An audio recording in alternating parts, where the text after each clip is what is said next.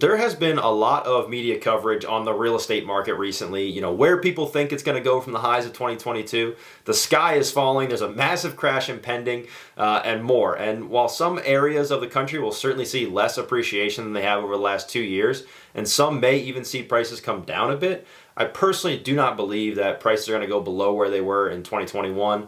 So let's take a look at the current market here in Coastal Delaware and just give you some thoughts on where we think it'll go from here.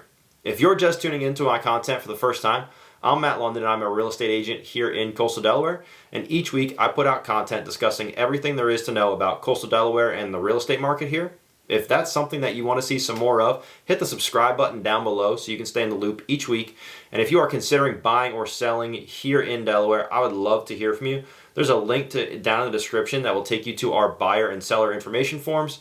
And then all my information is here on the screen. I love hearing from you guys here on the channel, so don't hesitate to reach out. So real estate is a hyper-local business. So what the media is portraying may not necessarily be the case in every area, and it may not pertain to where you're particularly looking. They just take countrywide averages and work off them, which can be a dangerous thing to listen to if you're in the market, because the fear can keep you sidelined, and you may end up never buying or selling, which if that's a goal of yours, obviously that's a bad thing. So let's take a look at what's going on here in Delaware just by the numbers, so we can really break those down. The stats that I'm going to give you guys are going to be from January 9th to January 15th. I pulled them all from the MLS this morning just prior to filming, so they're current as current gets. As you can see from the chart on the screen, listings shot up over the last 2 weeks. This is a great sign for buyers, as inventory has been so low that it's been difficult to find homes for really the last 2 years. With 82 homes hitting the market, it's the largest number of homes hit the markets that we've seen since mid-November.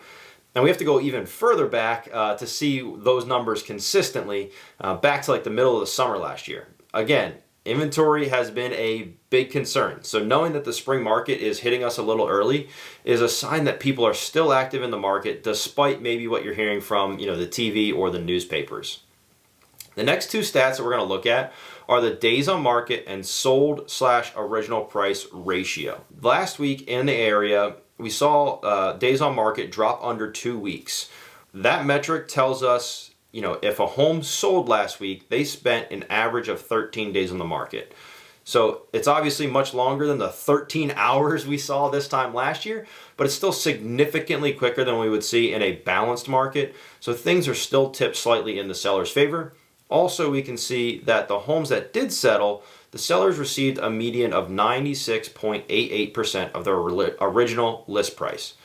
Just to put that into numbers to clear that up, so if a home was listed at $400,000 and sold, the sales price would have been somewhere in the neighborhood of about $388,000. Now, if you're wondering how the heck all of this pertains to you, if you're looking to buy or sell in this market, it tells us a few things.